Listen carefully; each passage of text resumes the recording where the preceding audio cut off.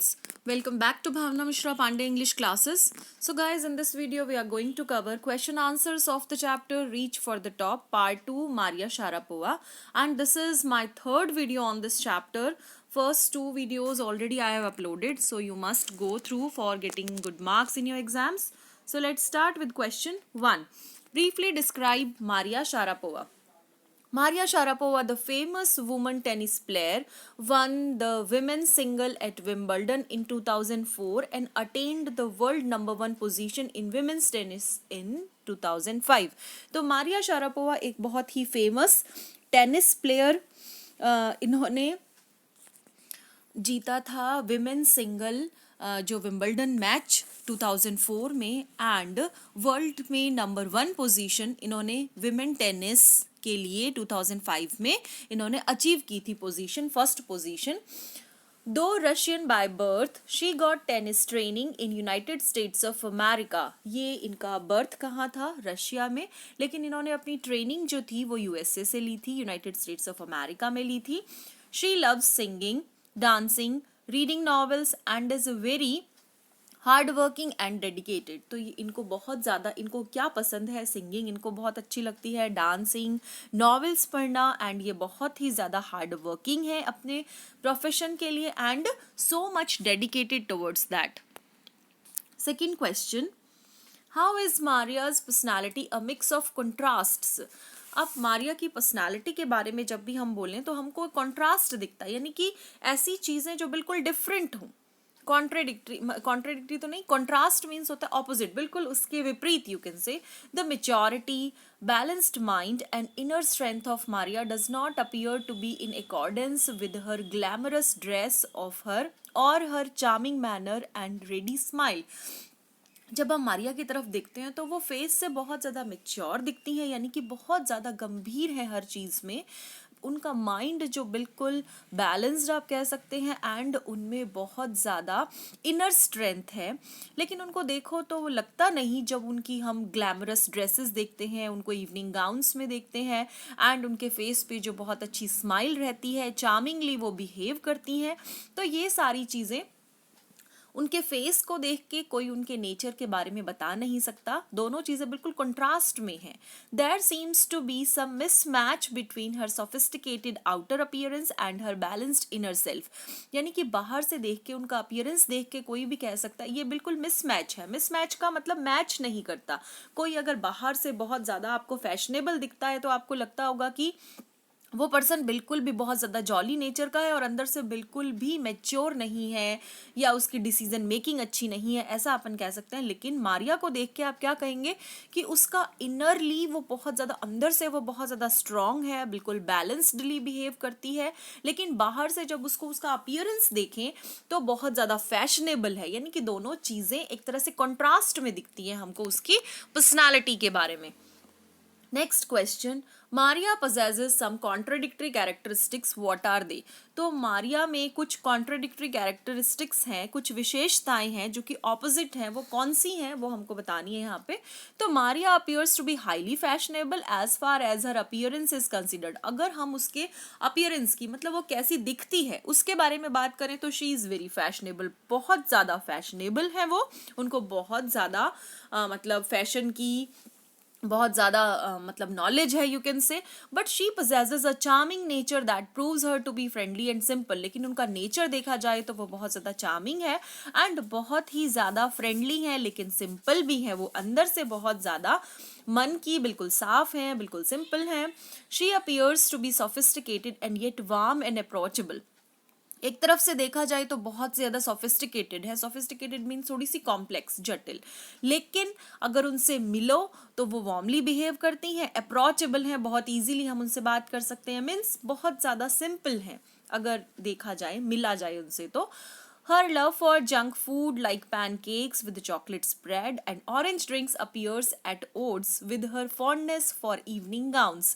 तो खाने में भी उनको जंक फूड पसंद है जैसे नॉर्मल पीपल को पसंद होता है, एंड उनको क्या है, इवनिंग गाउन्स बहुत पसंद है. इवनिंग गाउन्स वो पहनती हैं और बहुत ज़्यादा फैशनेबल हैं, लेकिन मन की बिल्कुल साफ हैं, बहुत ज़्यादा फ्रेंडली हैं और बहुत बिल्कुल ही अप्रोचेबल हैं. तो ये सारी चीजें कॉन्ट्रडिक्टरी हैं उनके बिहेवियर से related. Explain all this happened in almost no time. तो ये फ्रेज हमको यहाँ पे एक्सप्लेन करनी है. The phrase all this happened in almost no time means that Maria's rose to the top in the world of tennis was very quickly and within a very short span of 4 years as a professional player. क्या था कि मारिया एकदम से ऊंची उठी का मतलब वो मतलब एकदम से अराइज हुआ, वो बिल्कुल वर्ल्ड में फेमस हो गई बहुत ही ज्यादा विद इन नो टाइम. थोड़े से टाइम में, उनको टाइम ही नहीं लगा अपने आप को टॉप तक पहुंचाने में. एंड थोड़े से शॉर्ट स्पैन ऑफ ईयर्स यानी कि 4 साल का एक छोटा सा पीरियड था जिसमें वो बहुत ज्यादा फेमस हो गई थी अपनी परफॉर्मेंसेस की वजह से. एक प्रोफेशनल प्लेयर के रूप में she became the world number 1 in her chosen spot.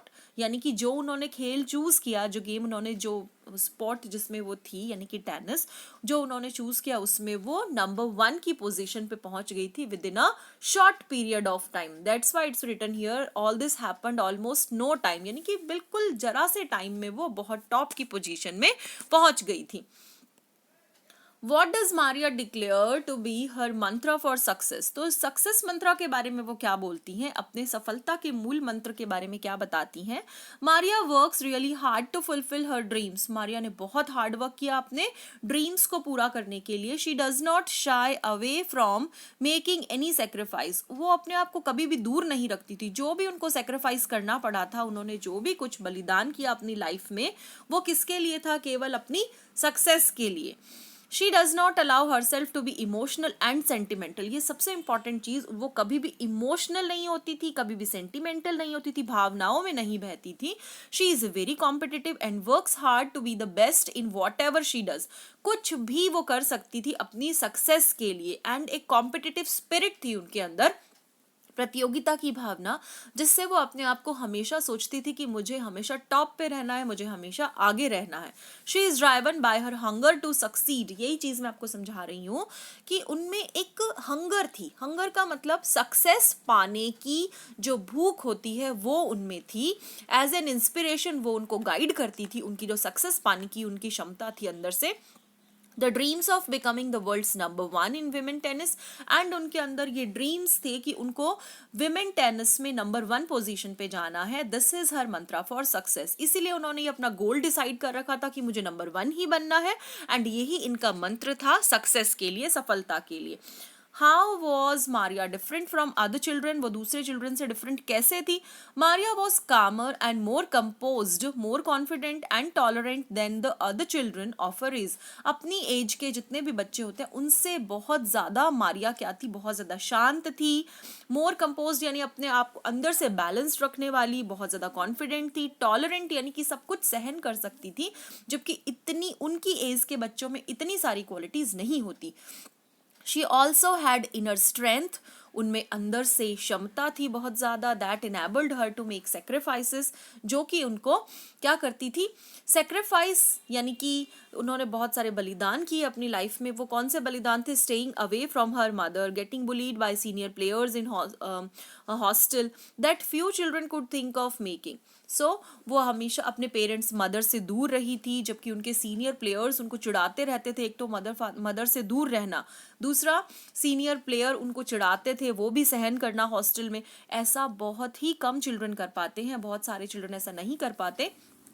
Unlike most children, she did not buckle under hardships and adverse circumstances but toiled hard to achieve success. Unlike most children यानी दूसरे बच्चों के समान वो नहीं थी, जो कि क्या करते हैं? हार्डशिप्स यानी कि जो भी हार्डशिप्स उनमें होती हैं, यानी कि जो भी कठिनाइयाँ या एडवर्स सर्कमस्टांसेस यानी विपरीत परिस्थितियाँ, उनसे क्या करते हैं? उनसे डर जाते हैं, मतलब उनसे डिस्ट्रेस फील करते हैं. लेकिन इसने क्या किया? टॉइल्ड हार्ड, बहुत ज़्यादा हार्डवर्क किया सक्सेस को गेन करने के लिए.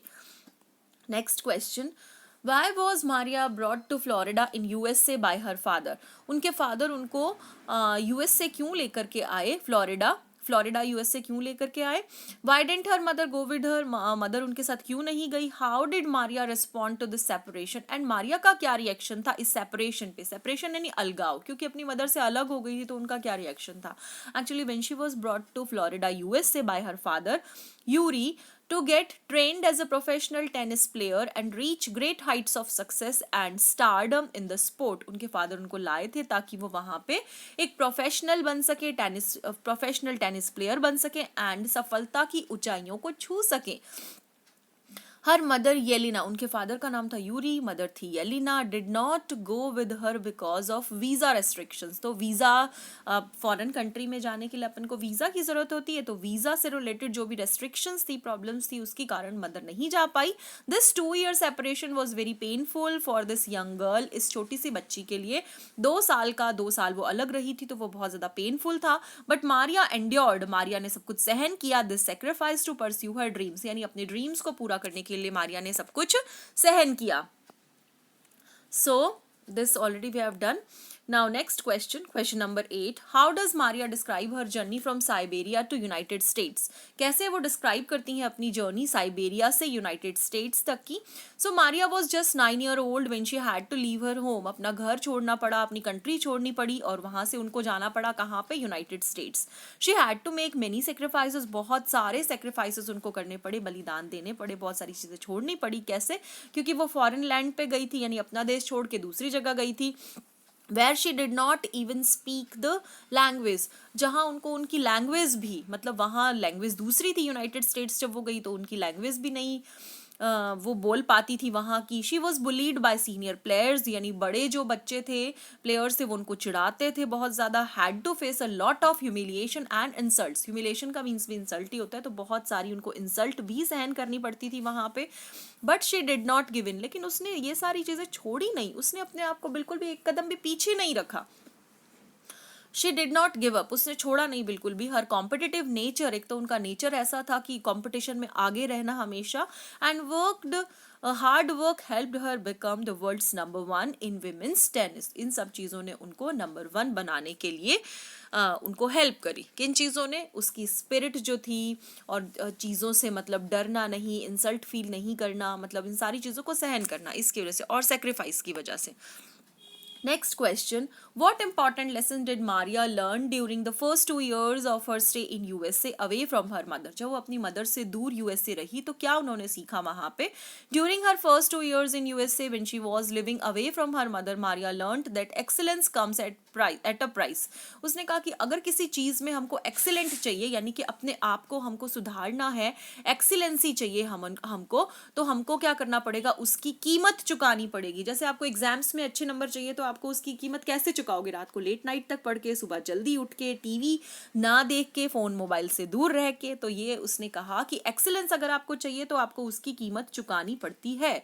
Since she wished to reach the top in the fields of tennis, she would have to make sacrifices and struggle hard. तो उसको था कि मुझे पहुंचना है बिल्कुल टेनिस में, बिल्कुल टॉप पोजीशन पे पहुंचना है, तो इसके लिए उसने बहुत सारे सेक्रीफाइस किए एंड बहुत ज़्यादा हार्ड वर्क किया, बहुत ज़्यादा स्ट्रगल किया.